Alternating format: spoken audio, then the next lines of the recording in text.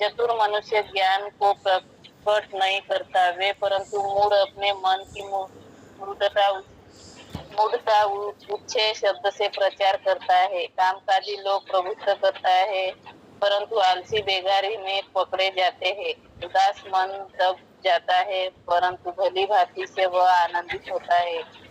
धर्मी अपने पड़ोसी की अगुवाई करता है, परंतु दुष्ट लोग अपनी ही चाल के कारण भटक जाता है। आलसी अहेर का पीछा नहीं करता, परंतु कामकाजी को अनमोल वस्तु मिलती है। धर्म की बाट में जीवन मिलता है और उसके पथ में मृत्यु का पता भी नहीं चलता। आमीन। आमीन, हालेलुया। परमेश्वर के वचन के पढ़े जाने और सुनने वालों को आशीष दे और पढ़ने वाले को भी आशीष दे। तो आता है, आज हम उससे थोड़ा सा मनन करेंगे, एक दो वचनों को लेकर के और सीखेंगे।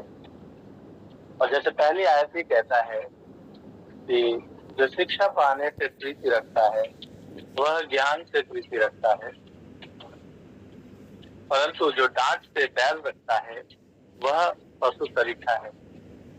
और मैंने पिछली बार भी इसके बारे में बताया था और आज भी थोड़ा सा इसके विषय में थोड़ा सा बता देता हूँ, फिर और आगे चलेंगे कि शिक्षा पाने वाला जो हमेशा एक सक्सेसफुल पुरुष या स्त्री वही है, एक सक्सेसफुल लाइफ जीने का हक उसी के पास है।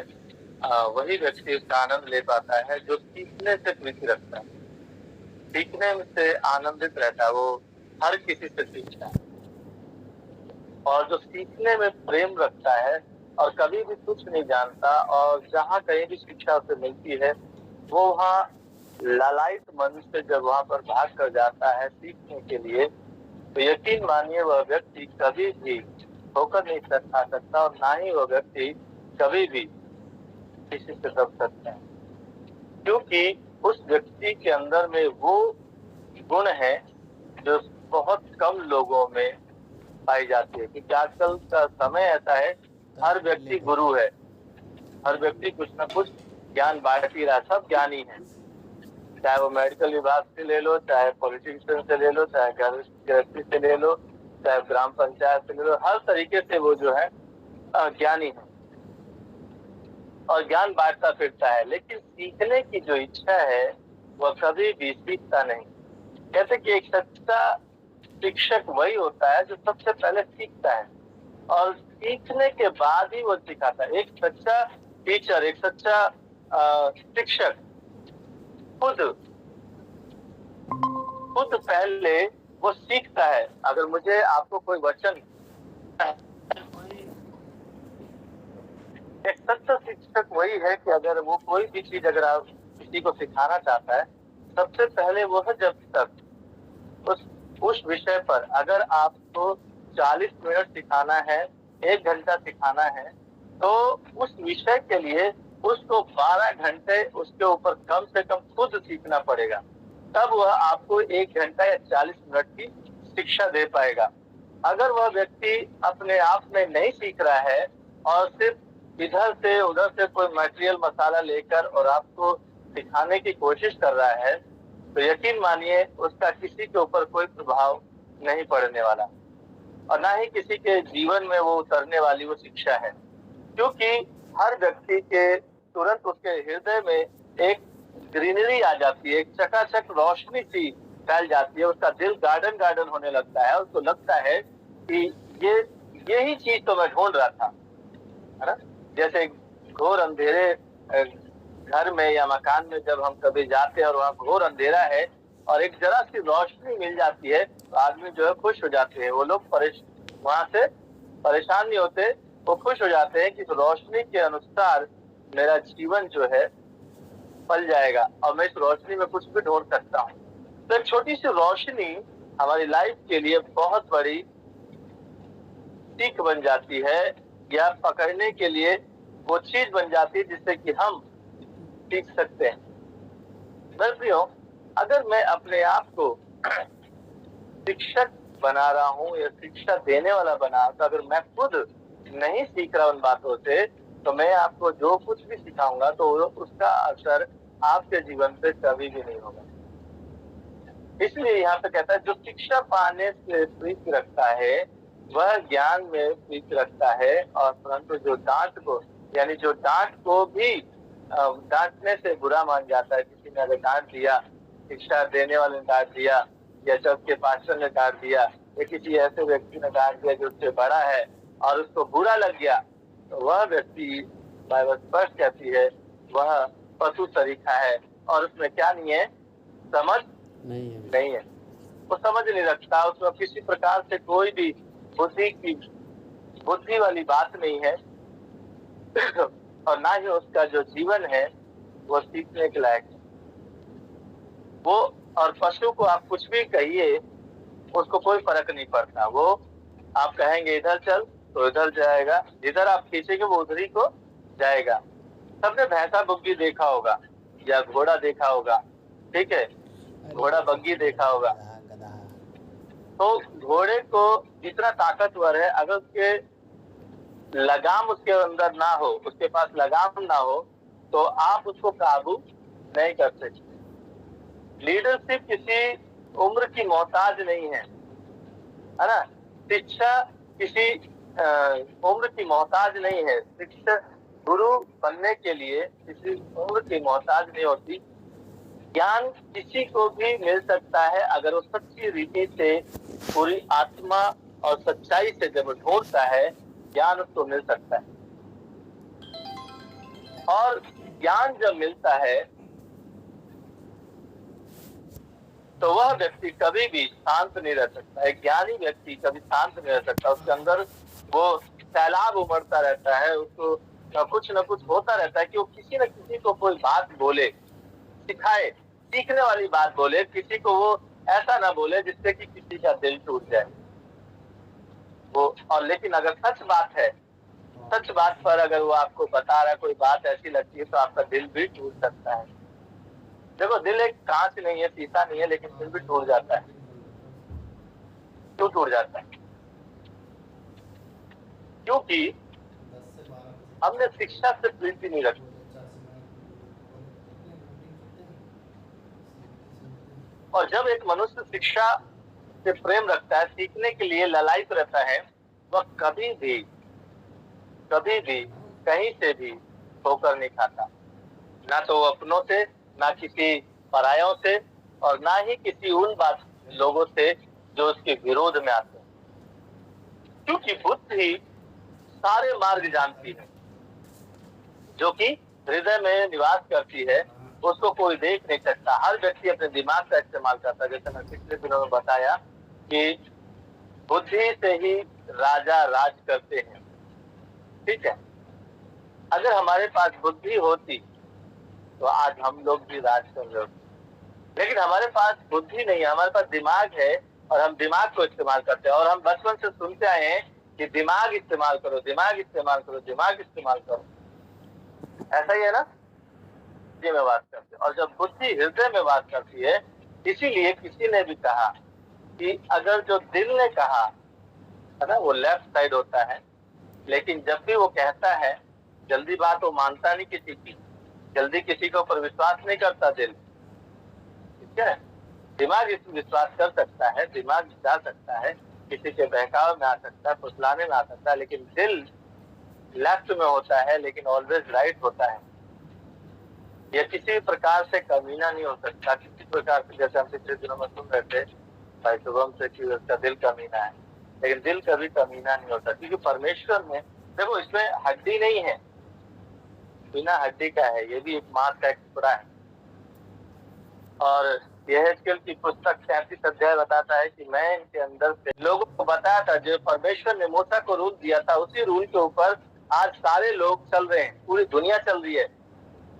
लेकिन जो वचन को तरीके से लेकर चल रहे हैं, वे थोड़े से फास्ट हैं, और जो नाना प्रकार की शिक्षाओं में और कान की खुजली मिटाने के लिए दादी नानी की कहानियों पर विश्वास कर गए, वे लोग आज भी पीछे हैं। क्योंकि बाइबल हमेशा हमें आगे रखकर चलती है, हमें पीछे नहीं रखती, हमें आगे बढ़ाने का काम करती है। इसलिए नीति वचन का 12 अध्याय पहला पद कहता है कि जो शिक्षा से पाने से प्रीति रखता है, वह ज्ञान से प्रीति रखता है, परंतु जो डांटे जाने पर बैर रखता है, वह पशु सरीखा है। तो जो डांट को डांटे जाने पर बैर हो जाता है, किसी से गुस्सा हो जाता है, जिसने डांटा उससे वो गुस्सा हो जाए, बातचीत ना करे, तो इसका मतलब पशु तरीका है। इसके विषय थोड़ी देर के वचन को देख सकते हैं हम।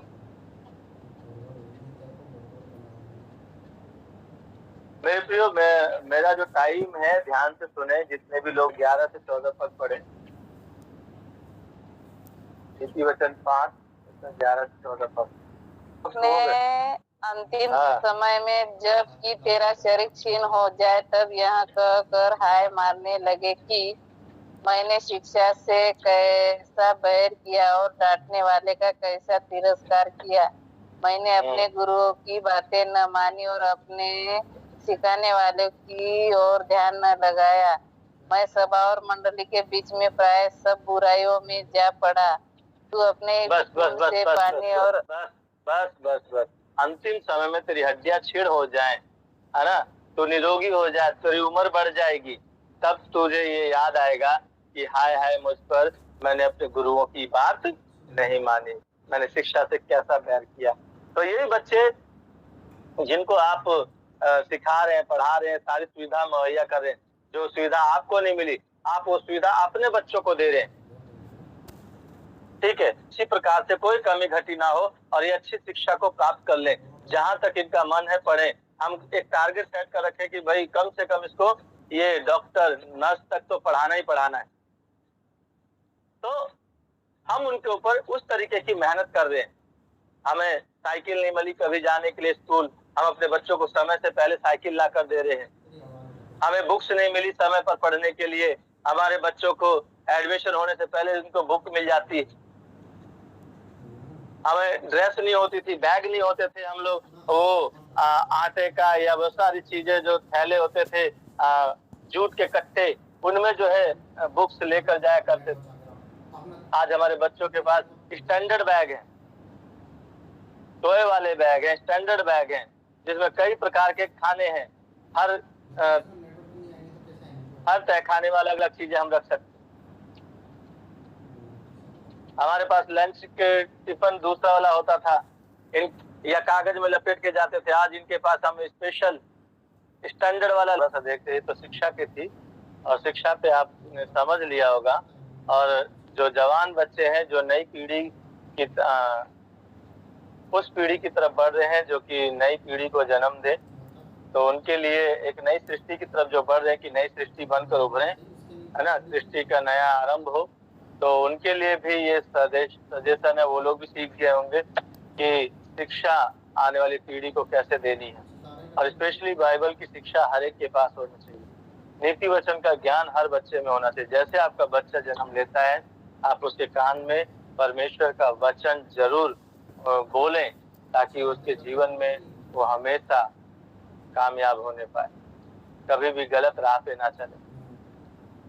जिसको उर्दू भाषा में बोलते हैं कान का फूकना, है ना, कान में वचन को कलमा पढ़ना। उसमें लिखा हुआ है कि वो कैसे कैसे हड्डियां बढ़ती है, कैसे कैसे वो ज्ञान प्राप्त करता है, परमेश्वर उसको कैसे कैसे सिखाता है। तो माँ के गर्भ में होता है बच्चा, वो बहुत कुछ सीख लेता है, उसका दिमाग विकसित हो चुका होता है, उसके शरीर का अंग जो है 6ठे और 7वें महीने में उसके अंग पूरे कंप्लीट हो जाते हैं। ठीक है, इस वजह से वो सीखना शुरू करता है। उसका हार्ट बीट जो है 4थे महीने से उसकी हार्ट बीट सुनाई देती है। तो वो जो कुछ भी सीखता है उस समय, क्योंकि उसके पास और कोई काम नहीं है, आंखें बंद है उसकी, लेकिन वो दिल से और जो नाभि के साथ उसका कनेक्शन है, उस कनेक्शन के द्वारा जो भी ध्वनि उसके अंदर जाती है उसको वो सुनता है। अगर बच्चे के गर्भवती महिला के सामने अगर बम विस्फोट कर दिया जाए, तो नाभि के द्वारा अगर महिला डर गई, तो वो बच्चा डरपोक ही पैदा होगा, वह कभी भी बहादुर नहीं बन पाएगा। वो डरा और सहमा सा नजर आएगा। और जब वो गर्भ में है तो उसको किसी ने डांट दिया, जोर से अगर चिल्ला दिया, वो आवाज उसके कान में हमेशा गूंजती, उसके दिल की धड़कनों में हमेशा बसी रहती है, और वो जो बच्चा जो है डरा सहमा सा होता है।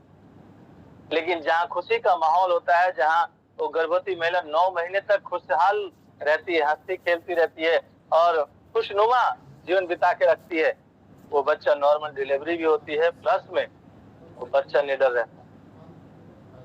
तो इसलिए कहता है कि शिक्षा से प्रीति रखो, शिक्षा से मुंह मत मोड़, डांटे जाने पर भय ना खा, परंतु उसका आदर कर, क्योंकि डांटता वही है जो आपसे प्रेम करता है और जो चाहता है कि आप ज्ञानवान बनो, आप तरक्की करो, वही डांट सकता। अन्यथा अन्य व्यक्ति क्यों डांटेगा किसी को।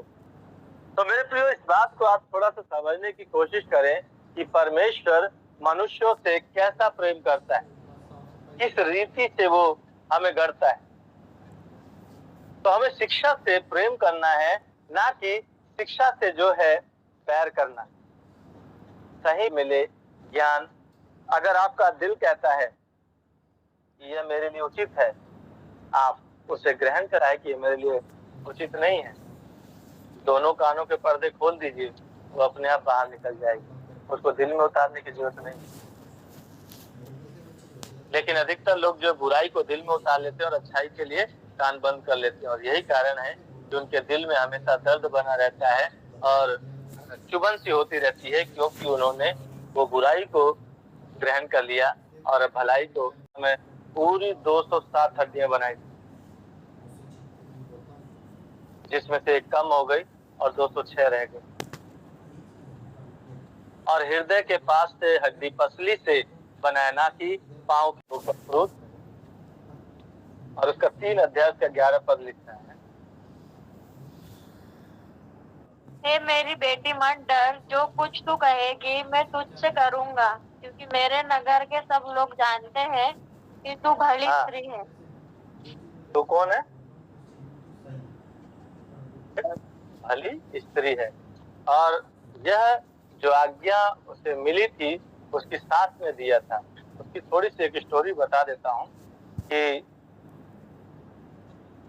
ये थी नओमी जो है, इसके 3 बेटे थे, उसका पति था और 3 बेटे थे और 3 बहुएं इसके पास आई थी ब्याह करके। तो और उसमें पता नहीं ऐसा क्या श्राप लगा परमेश्वर का कि उसका पति भी मर गया और उसके तीनों बेटे भी मर गए और तीनों को कोई संतान नहीं हुई थी, बहुओं को, बेटों से। तो इसलिए जो है वे अभी जवान थी सारी और ज्यादा दिन नहीं हुए थे ब्याह के। तो नओमी परमेश्वर का भय मानने वाली स्त्री थी, उसका पूरा खानदान जो है परमेश्वर का भय मानने वाला एक अच्छा खानदान था, परमेश्वर से भय मांगता था। और जब वो वहां पर जब देखा कि मेरा कोई पति नहीं, मेरा पति भी नहीं है और मेरा बेटे भी नहीं है, तो मैं बहुओं को क्यों अपने पास रखूं, जो दुख झेलना हो मैं अकेले झेल लूंगी। तो उसने अपनी बहुओं को बुलाया और कहा कि देखो बेटियों, तुम सारी जवान हो, सुंदर हो और अभी तुम्हारे पास समय है, तो आप जाओ और अपने लिए कोई नया जीवन साथी ढूंढ लो और उनके साथ में अपना घर बसाओ। मुझ बुढ़िया के पास रहकर क्या करोगे। तो 2 जो बहुएं थी वे तो खुशी खुशी अपने अपने पिता के घर चली गई और वहां उन्होंने अपनी शादी रचाई और अपना घर जो है बसा लिया।